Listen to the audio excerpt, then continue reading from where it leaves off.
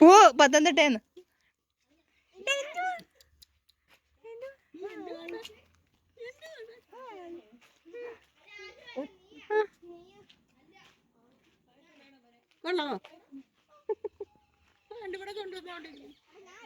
ഇവിടെ കൊണ്ടുവന്ന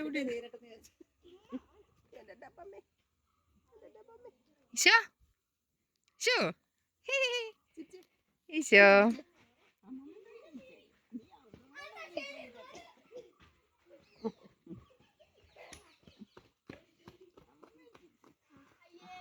ഏതാണ്ടൊക്കെ പറയണോ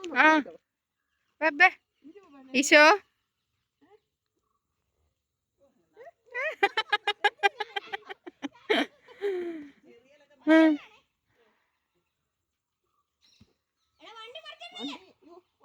എന്റെ ഹെൽമെറ്റ്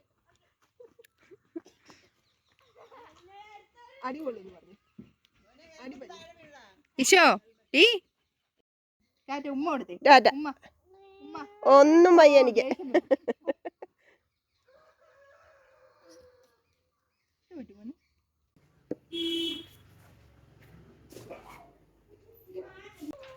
നിങ്ങളുടെ അവിടെ ഇന്നല്ലായിരുന്നോ?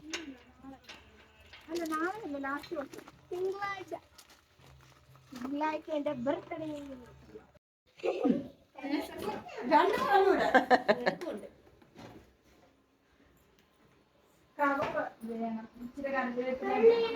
അയ്യോ എനിക്കൂടെ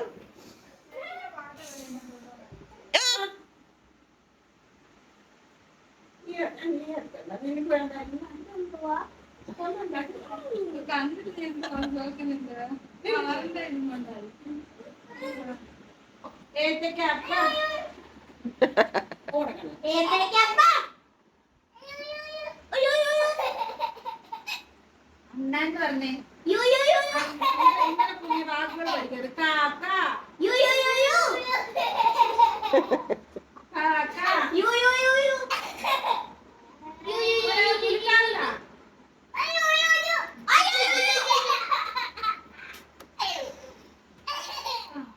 ചമ്മന്തി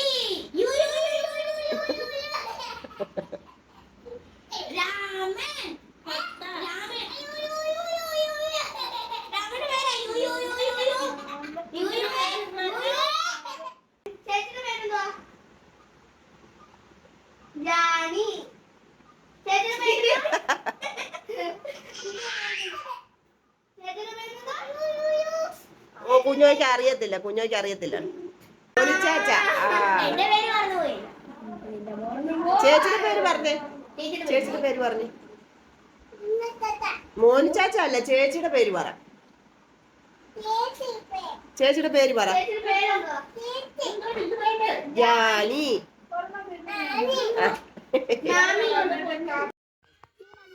ആ മതി, കുറച്ച് മതി.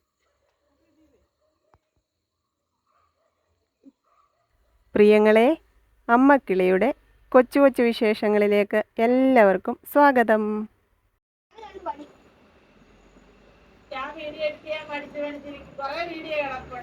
ഞാൻ ഒത്തിരി വീഡിയോ എടുത്തിട്ടുണ്ട്. ഈ കുകമേളം ഞാൻ പറഞ്ഞ കിടക്കുന്ന രാത്രിയിലെല്ലാം ഈ കുകമേളം അതൊക്കെ കഷ്ടപ്പാടാ മോന്, പണിയാ. പച്ചക്കറി എന്തോ പൊന്നോ, പി അടിച്ചോ?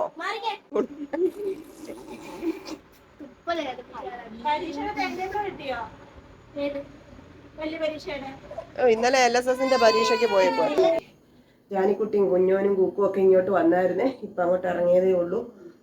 പിന്നെ അവിടെ കാര്യം പറഞ്ഞ് നേരമൊക്കെ ഇരുന്നു. പിന്നെന്തുവാ പ്രിയങ്ങളെ, ചോറും കറികളും ഒക്കെ അത്താഴത്തിനുള്ളത് ഇരിപ്പുണ്ട്.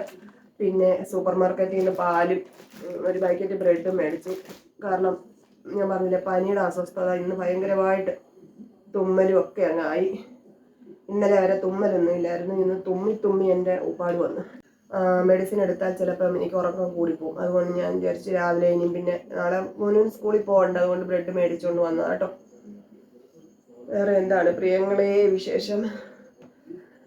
നമ്മുടെ ഇവിടെ അമ്പലത്തിൽ നിന്ന് പറയിറങ്ങി. അപ്പം ഇന്ന് നമ്മുടെ ആ റൂട്ടൊക്കെ ഇന്നായിരുന്നു. അപ്പം ഞാൻ ചെന്നപ്പം ഗോപികയും അവരെല്ലാവരും അവിടെ റോഡിലുണ്ടായിരുന്നു.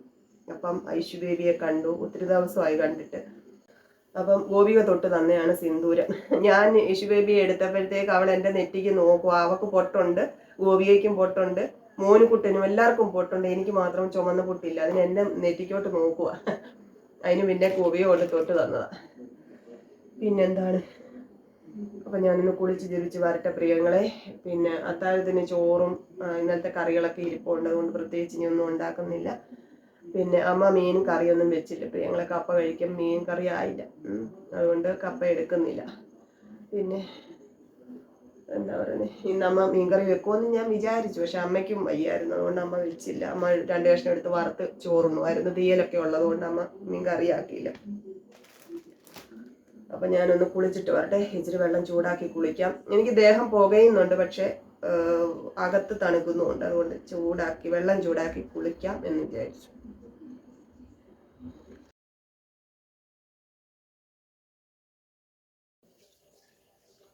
പനി വരുമ്പോഴെല്ലാം ഓരോ പ്രിയപ്പെട്ടവരും പറയും രാത്രി വൈകിട്ട് വന്ന് കുളിക്കരുത്, തല നനയ്ക്കരുത് എന്നൊക്കെ. പക്ഷെ എനിക്ക് അതങ്ങ് ശീലമായി പ്രിയങ്ങളെ. അതുകൊണ്ടൊന്നും അല്ല പനി വരുന്നത്. ഈ പൊടിയ അഴുക്കും എല്ലാം പിടിച്ച് കുളിക്കാതെ കിടക്കുക എന്ന് പറഞ്ഞാൽ എനിക്ക് പറ്റത്തില്ല.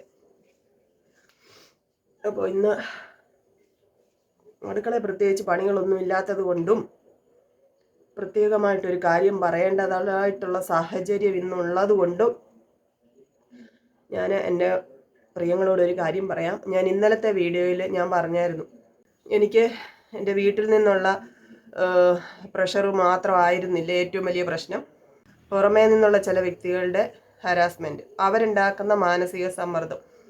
ഇത് നമുക്ക് ചെറിയൊരു കാര്യമല്ല കേട്ടോ.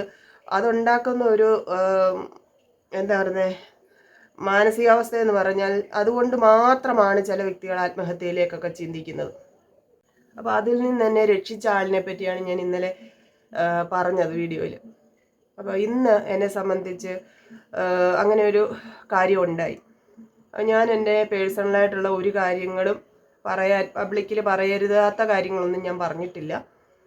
പക്ഷേ അത് പറയാത്തത് എൻ്റെ കഴിവുകേടോ ഞാൻ തെറ്റുകാരിയായിട്ടോ അല്ല. എൻ്റെ ഭാഗത്ത് 100% തെറ്റും ഉണ്ടായിട്ടല്ല ഞാൻ അങ്ങനെയുള്ള കാര്യങ്ങൾ നിങ്ങളോടൊന്നും പങ്കുവെക്കാത്തത്. ഇന്നലത്തെ ആ വീഡിയോയിൽ അതുകൂടി ചേർത്താണ് ഞാൻ പറഞ്ഞത്. എല്ലാം സഹിക്കുക, ക്ഷമിക്കുക എന്ന് എൻ്റെ ഓർമ്മ വെച്ച കാലം മുതൽ എൻ്റെ അമ്മ എന്നെ പഠിപ്പിച്ചത് അത് തന്നെയാണ്. സഹിക്കുക, ക്ഷമിക്കുക, സഹിക്കുക, ക്ഷമിക്കുക. ഒരിടത്തും പ്രതികരിക്കണമെന്നോ നേരെ നിന്ന് മറുപടി പറയാൻ പഠിക്കണമെന്നോ ഒരു ധൈര്യപ്പെടുത്തൽ അവിടെ നിന്ന് എനിക്ക് ഉണ്ടായിട്ടില്ല. അപ്പോൾ അതുകൊണ്ട് ഒരുപാട് പ്രശ്നങ്ങൾ അനുഭവിച്ച ആളാണ് ഞാൻ. അപ്പോൾ അങ്ങനെയുള്ള ഒരു മാനസികാവസ്ഥയിലേക്ക് നമ്മളെ കൊണ്ട് എത്തിച്ചിട്ട് നമ്മൾ പ്രതികരിക്കരുത് എന്നാക്കി തീർത്തിട്ട് എന്തുകൊണ്ട് നീ പറഞ്ഞില്ല, എന്തുകൊണ്ട് നീ അന്ന് ചെയ്തില്ല എന്ന് ചോദിക്കുന്നവരുമുണ്ട്. അപ്പോൾ ഇതൊക്കെ ഞാൻ ഇന്ന് പറയുന്നതിൻ്റെ കാരണം, ഞാൻ അറിഞ്ഞുകൊണ്ട് ഒരു വ്യക്തികളുടെയും ജീവിതത്തിൽ പ്രശ്നങ്ങൾ ഉണ്ടാക്കാറില്ല. എന്നെ സ്നേഹിക്കുന്ന കുറേ മനുഷ്യർ ഈ ചാനലിലുണ്ട്, ഒപ്പം എന്നെ വെറുക്കുന്ന കുറേ ആൾക്കാരുമുണ്ട്. നിങ്ങൾ 2 കൂട്ടരും ഇത് കേൾക്കാൻ വേണ്ടിയിട്ടാണ് ഇന്നത്തെ വീഡിയോയിൽ ഞാനിത് പറയുന്നത്. വേറൊന്നുമല്ല, ഇപ്പം ഞാനും എൻ്റെ മക്കളും നിൽക്കുന്ന അവസ്ഥയെന്ന് പറഞ്ഞാൽ വലിയൊരു അഗ്നിച്ചൂളയുടെ നടുവിലാണ്. ഞങ്ങളുടെ മനക്കരുത്തോണ്ട് പിടിച്ചു നിൽക്കുകയാണ്. അപ്പോൾ അതിൽ നിന്ന് അങ്ങോട്ടോ ഇങ്ങോട്ടോ ചലിച്ചാൽ ഞങ്ങൾ ആ കുഴിയിൽ വീണ് വെണ്ണീറാവും. അപ്പോൾ ഒരുപാടൊന്നും എനിക്ക് ചിന്തിക്കാനില്ല എന്നുള്ളതാണ് ഇപ്പോഴത്തെ അവസ്ഥ. അപ്പോൾ ഇങ്ങനെയുള്ള ഒരു അവസ്ഥയിലേക്കൊക്കെ എന്നെ കൊണ്ടെത്തിച്ച വ്യക്തികളെ പറ്റിയൊക്കെ എനിക്ക് വ്യക്തമായിട്ട് അറിയാം. ഞാൻ അവരോടൊന്നും ഒരു പ്രതികരണത്തിനോ പോകാത്തത് ഈ പറയുന്ന വ്യക്തികൾക്കൊക്കെ കുടുംബമുണ്ട്. അതുകൊണ്ട് എൻ്റെ ജീവിതമോ തകർന്നു തരിപ്പണമായി, അല്ലെങ്കിൽ ഒരുപക്ഷെ അവർ തകർത്ത് തരിപ്പണമാക്കി. പക്ഷേ തിരിച്ച് അതേ രീതിയിൽ പ്രതികരിക്കാൻ ഞാൻ ആഗ്രഹിക്കാത്തത് കൊണ്ടാണ് ഞാൻ മിണ്ടാതിരിക്കുന്നത്. അല്ലാതെ എൻ്റെ ഭാഗത്ത് എനിക്ക് ന്യായം പറയാനില്ലാഞ്ഞിട്ടല്ല ഞാൻ മിണ്ടാതിരിക്കുന്നത്. വീണ്ടും എന്നെയും എൻ്റെ കുഞ്ഞുങ്ങളെയും ജീവിക്കാൻ അനുവദിക്കാത്ത ഒരു അവസ്ഥയിലേക്ക് വീണ്ടും തള്ളിവിടുന്ന പല പ്രവർത്തനങ്ങളും പലയിടത്തുനിന്നും ഉണ്ടാവുന്നുണ്ട്. അപ്പോൾ എൻ്റെ പ്രിയപ്പെട്ടവർ, എന്നെ സ്നേഹിക്കുന്നവർ, എന്നോടൊപ്പം നിൽക്കുന്ന കുറച്ച് ആൾക്കാരുണ്ട്. ഈ ദ്രോഹിക്കുന്ന, എന്നോട് ശത്രുതയുള്ള വളരെ കുറച്ച് വ്യക്തികളോടാണ് ഞാൻ പറയുന്നത്, നിങ്ങൾക്ക് എന്താണ് ഞാൻ ജീവിക്കുന്നതിൽ നിന്ന് നിങ്ങൾക്ക് എന്താണ് ദോഷം വരുന്നത്? ഞാൻ കാരണം ഒരു വ്യക്തികളുടെയും ജീവിതത്തിൽ ഒരു പ്രശ്നം ഞാൻ അറിഞ്ഞുകൊണ്ടുണ്ടാക്കിയിട്ടില്ല. പക്ഷേ നിങ്ങൾ ഈ ചെയ്യുന്ന പ്രവൃത്തി. ഞാൻ എന്നോടുള്ള വൈരാഗ്യമോ എന്തുകൊണ്ടാണെന്ന് എനിക്കറിയത്തില്ല, കാരണം അറിയാത്ത വൈരാഗ്യത്തിൻ്റെ പേരിൽ നിങ്ങൾ എന്നെ ദ്രോഹിച്ചോ. പക്ഷേ ഞാൻ ഇല്ലാതായാൽ തീരുന്ന ഒരു ലോകമുണ്ട് എൻ്റെ മക്കൾക്ക്. അവർ ജീവിക്കാൻ തുടങ്ങുന്നതേ ഉള്ളൂ. എനിക്ക് മരണത്തെ പേടിയില്ല, ഈ പറയുന്ന ഒരു പ്രശ്നങ്ങളെ എനിക്ക് ഭയമില്ല. പക്ഷേ ഇന്നലത്തെ വീഡിയോയിൽ ഞാൻ പറഞ്ഞു വെച്ച കാര്യം അതാണ്. നമ്മളെ ഈ ഒരു മെൻ്റൽ ട്രോമയിലേക്ക് കൊണ്ടുവന്ന് എത്തിച്ചാൽ ചിലപ്പോൾ നമ്മൾ എന്താണ് ചെയ്യുന്നത്, എന്താണ് നമ്മൾ പ്രവർത്തിക്കുന്നതെന്ന് നമുക്ക് പറയാൻ പറ്റില്ല. അങ്ങനെ എന്തെങ്കിലും സംഭവിച്ചാൽ, ഞാൻ ഇല്ലാതെ ആയാൽ എൻ്റെ കുഞ്ഞുങ്ങൾക്ക് മാത്രമാണ് നഷ്ടം. അതുകൊണ്ട് മാത്രം പിടിച്ചു നിൽക്കുന്ന ഒരു വ്യക്തിയാണ് ഞാൻ. ഒരമ്മ എന്ന നിലയിൽ മാത്രം ജീവിക്കുന്ന ഒരാളാണ് ഞാൻ. അപ്പോൾ അവിടെയും എന്നെ ജീവിക്കാൻ അനുവദിക്കാതെ 10-17 വർഷമായിട്ട് ഒരു സ്ഥാപനത്തിൽ ജോലി ചെയ്യുന്നു. അതെനിക്ക് നഷ്ടപ്പെടുത്തണം, എല്ലാ രീതിയിലും എൻ്റെ വഴികൾ അടയ്ക്കണം എന്ന് കരുതി തന്നെ ഇറങ്ങി തിരിച്ചിരിക്കുന്നവരോട് ഞാൻ പറയുകയാണ്, ഞങ്ങൾ എങ്ങനെയെങ്കിലും ജീവിച്ചോട്ടെ. നിങ്ങൾക്ക് വേണ്ടാത്ത ഇടങ്ങളെപ്പറ്റി നിങ്ങൾ എന്തിനാണ് ചിന്തിക്കുന്നത്? വ്യക്തിപരമായിട്ട് പറയാൻ എനിക്ക് ഒരു സോഴ്സ് ഇല്ലാത്തത് കൊണ്ടും ഈ വീഡിയോസൊക്കെ അവർ കാണുന്നത് കൊണ്ടുമാണ് ഞാൻ ഇതിവിടെ പറയുന്നത്. ഞങ്ങളെ അങ്ങ് വെറുതെ വിട്ടാൽ മാത്രം മതി. ഞങ്ങൾ എതിലേ പോയാൽ എങ്ങനെ പോയാൽ നിങ്ങൾക്ക് എന്താ നഷ്ടം? ഒരു നഷ്ടവും സംഭവിക്കാൻ പോകുന്നില്ല. ഒരു മനുഷ്യനോട് ചെയ്യാവുന്ന ഏറ്റവും വലിയ ക്രൂരതയാണ് നിങ്ങളിപ്പോൾ ചെയ്തുകൊണ്ടിരിക്കുന്നത്. അപ്പോൾ അത് നിങ്ങൾക്ക് ഇന്നല്ലെങ്കിൽ നാളെ അത് തിരിച്ചടിക്കും. അത് നിങ്ങൾക്ക് മക്കളും കുടുംബം ഒക്കെ ഉള്ളവരാണ്. കിടക്കാൻ ഒരു ഇടം പോലും ഇല്ലാത്ത ഒരവസ്ഥയിലേക്ക് ഞങ്ങളെ കൊണ്ട് എത്തിച്ചിട്ട് ഇനി എന്തിനാണ് ഞങ്ങളുടെ പുറകെ നടന്ന് ഞങ്ങളെ ഇങ്ങനെ ദ്രോഹിക്കുന്നത്? നിങ്ങൾക്കും ഇല്ലേ വീടും കുടുംബവും ഒക്കെ? ഇങ്ങനെ ഒരു കാര്യം ഇവിടെ പബ്ലിക്കിൽ പറയാൻ കാരണം എന്താ വെച്ചാൽ, ഈ പറയുന്ന മനുഷ്യരുമായിട്ടൊന്നും എനിക്ക് യാതൊരു ബന്ധവും ഇല്ല. അവരുമായിട്ടൊന്നും എനിക്ക് പറയാനോ പ്രതികരിക്കാനോ ഒന്നും എനിക്ക് താല്പര്യമില്ല. പക്ഷേ ഞങ്ങൾ ജീവിക്കുന്നു എന്നുള്ളതാണ് അവർക്ക് ഏറ്റവും വലിയ പ്രശ്നം. ഈ അവസ്ഥയിൽ ഞാൻ എന്തെങ്കിലും ചെയ്തു പോകുമെന്നോ അല്ലെങ്കിൽ എൻ്റെ മക്കളെ ഇല്ലാതാക്കുമെന്നോ ഒക്കെയുള്ള പ്രതീക്ഷയിലാണ് അവർ പല കാര്യങ്ങളും ചെയ്യുന്നത് എന്നുള്ളത് ഇന്നത്തോടെ എനിക്ക് വ്യക്തമായി. അപ്പം അങ്ങനെ ചിന്തിച്ചിരിക്കുന്ന, അങ്ങനെ ദിവാസ്വപ്നം കണ്ടിരിക്കുന്നവരോട് ഞാൻ പറയുകയാണ്, എൻ്റെ ജീവിതം അവസാനിപ്പിക്കാനോ എൻ്റെ ആയുസ് തീർക്കാനോ ഒന്നും ഞാൻ ശ്രമിക്കില്ല. പക്ഷേ നമ്മുടെ ഹൃദയത്തിനും നമ്മുടെ മനസ്സിനും ഒക്കെ താങ്ങാൻ പറ്റാത്ത ഭാരങ്ങൾ വന്നാൽ ചിലപ്പോൾ അങ്ങ് ധിം എന്നങ്ങ് നിന്നു പോകും. പ്രത്യേകിച്ച് എൻ്റെ ഹൃദയം എന്ന് പറഞ്ഞാൽ പലപ്പോഴും പണി മുടക്കിയിട്ടുള്ള ആളാണ്. അപ്പോൾ അങ്ങനെ എങ്ങാനും എനിക്ക് സംഭവിച്ചാൽ എൻ്റെ പ്രിയപ്പെട്ടവരോട് ഞാൻ പറയുകയാണ്, നിങ്ങളോടൊപ്പം ഇരുന്ന് എൻ്റെ ജീവിതം കണ്ടുകൊണ്ട് അതിലിങ്ങനെ ഇടങ്കോലിട്ട് എന്നെ ഇല്ലായ്മയാക്കിയ മഹത് വ്യക്തികൾക്ക് വേണ്ടിയിട്ട് നിങ്ങൾ പ്രാർത്ഥിക്കണം. കാരണം അവർക്കും ഒരു ജീവിതമുണ്ട്, കുടുംബമുള്ളവരാണ്. എന്താ പറയുന്നത്, തുറന്നു പറച്ചിലുകൾ പലപ്പോഴും പ്രശ്നങ്ങളുണ്ടാക്കും, പ്രത്യാഘാതങ്ങളുണ്ടാക്കും എന്നുള്ളത് കൊണ്ട് മാത്രം പല കാര്യങ്ങളും പറയുന്നില്ല എന്നേ ഉള്ളൂ. എനിക്ക് ഒരാളോടും വൈരാഗ്യം തീർക്കാൻ സമയമില്ല, ഒരാളുടെ ജീവിതവും കണ്ടും കേട്ടും ഇരിക്കാനും സമയമില്ല. ഇപ്പം ഇത്രയും കാര്യങ്ങൾ പറഞ്ഞപ്പോൾ നിങ്ങൾക്ക് എൻ്റെ മാനസികാവസ്ഥ, എന്നെ സ്നേഹിക്കുന്നവർക്ക് കുറച്ചെങ്കിലും മനസ്സിലായിട്ടുണ്ടാവും. അവരോട് ഞാൻ പറയുകയാണ്, ഇങ്ങനെയൊക്കെയുള്ള ഒരു എന്താ പറയുന്നത്, ഒരു ചുഴിയിലേക്ക് നമ്മളിങ്ങനെ വീണ് കിടന്നുഴലുമ്പോഴും അത് കണ്ട് രസിക്കുന്ന കുറേ മനുഷ്യരുണ്ട് എനിക്ക് ചുറ്റും. അവരുടെ മുമ്പിൽ ജീവിക്കുക എന്നുള്ളത് എന്നെ സംബന്ധിച്ച് വളരെ വലിയൊരു ടാസ്ക്കാണ്. ഞാൻ കരഞ്ഞപ്പോൾ എന്നെ വഴക്ക് പറഞ്ഞവരുണ്ട്, ഞാൻ സങ്കടപ്പെടുമ്പോൾ ഇതിലേക്കാളും വലിയ സങ്കടം അനുഭവിക്കുന്നവരുണ്ട് എന്ന് പറയും. പക്ഷെ നിങ്ങളൊന്നും കാണുന്നതിലും കൂടുതൽ 100 മടങ്ങ് സംഘർഷങ്ങളിലൂടെയാണ് ഞാൻ ജീവിച്ചു തീർക്കുന്നത്. എനിക്ക് ശാരീരികമായിട്ട് അതിനുള്ള ബുദ്ധിമുട്ടുകളുണ്ട്, എൻ്റെ മനസ്സ് പലപ്പോഴും തകർന്നു പോകുന്നുണ്ട്. അതുകൊണ്ട് മാത്രം എൻ്റെ ശത്രുക്കളായിരിക്കുന്ന ചില മനുഷ്യരോട്, എനിക്കല്ല ശത്രുത, എന്നോട് ശത്രുക്കളായിട്ടിരിക്കുന്ന, ഒരു കാരണവുമില്ലാതെ ശത്രുത കാണിച്ച് എന്നെ ദ്രോഹിക്കുന്ന മനുഷ്യരോട് അവരറിയാൻ വേണ്ടിയിട്ടാണ് ഞാനിത് പറഞ്ഞത്. ഞങ്ങളെ കാക്കുന്ന ഒരു ദൈവമുണ്ട്. ദൈവം ചിന്തിക്കുന്നതല്ലാതെ ഞങ്ങളുടെ ജീവിതത്തിൽ ഇനി ഒരു പ്രത്യാഘാതങ്ങളും ഉണ്ടാക്കാൻ നിങ്ങൾക്ക് പറ്റത്തില്ല. പക്ഷെ നിങ്ങൾ ചെയ്യുന്ന ദ്രോഹത്തിന്, എൻ്റെ കണ്ണുനീരിന് നിങ്ങൾ മറുപടി പറയേണ്ടി വരുമെന്നുള്ളത് 100% ഉറപ്പുള്ള കാര്യമാണ്. കാരണം തെറ്റ് ചെയ്തവരെയാണ് ശിക്ഷിക്കേണ്ടത്. തെറ്റ് ചെയ്യാത്തവരെ അകാരണമായിട്ട് ശിക്ഷിക്കുക എന്ന് പറയുന്നത് ഏറ്റവും വലിയ ക്രൂരതയാണ്. അപ്പോൾ ഇത്രയും കാര്യങ്ങൾ ഇന്ന് ഈ വീഡിയോയിലൂടെ പറയണമെന്നുള്ളത് എൻ്റെ ആവശ്യമായിരുന്നു. അത് നിങ്ങൾ നെഗറ്റീവായിട്ട് എടുക്കരുത്.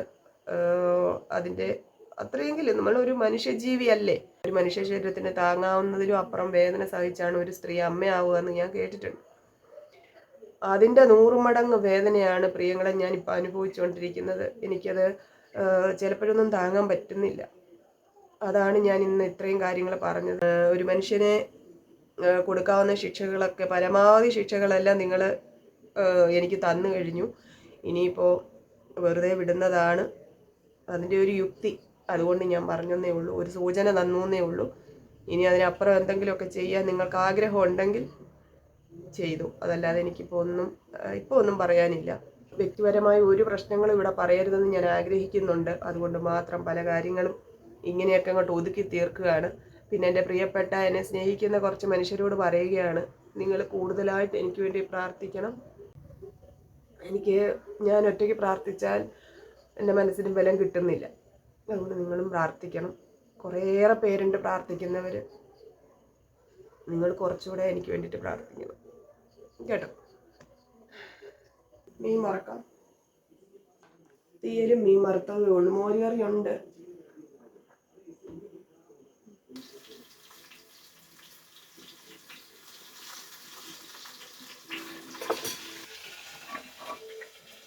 കഴിക്കാൻ പറയുന്നത് തുമ്മൽ കൊണ്ട് എനിക്ക് വയ്യ. ആചാരം അവിടെ ഇവിടെയൊക്കെ ഇരിക്കുമായിരുന്നു. വീഡിയോ എടുക്കാനും സംസാരിക്കാനുള്ള ഒരു മാനസികാവസ്ഥ തോന്നിയില്ല തുമ്മൽ കൊണ്ട് കേട്ടോ. ഏറെ ഒന്നും കൊണ്ടല്ല.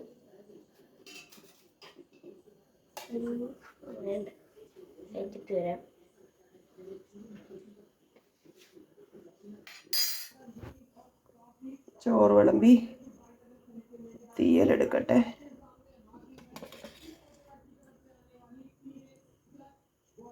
മീൻ വറുത്തത്, വെണ്ടയ്ക്ക മെഴുക്കുവരട്ടി അമ്മ ഇന്നലെ തന്ന കേട്ടോ, ഇച്ചിരി എടുത്തു. ഞാൻ പറഞ്ഞ കാര്യങ്ങളിൽ നിങ്ങൾ നെഗറ്റീവ് വിചാരിക്കരുത്. പറയേണ്ട കാര്യങ്ങളുള്ളത് കൊണ്ട് പറഞ്ഞു എന്നേ ഉള്ളൂ കേട്ടോ. നമ്മൾ മനുഷ്യജീവിയല്ലേ, ചോറ് തിന്നല്ലേ നമ്മളും ജീവിക്കുന്നത്. അങ്ങനെ ഒരു കൂട്ടർ മാത്രം മിടുക്കരായാൽ നമുക്ക് നമ്മുടേതായിട്ടുള്ള ഭാഗം ക്ലിയർ ആക്കണമല്ലോ. അപ്പോൾ നാളെ കാണാം കേട്ടോ. Tata, okay, bye bye, see you. കൊച്ചു കൊച്ചു വീട്ടുവിശേഷങ്ങളുമായി വീണ്ടും കാണാമേ.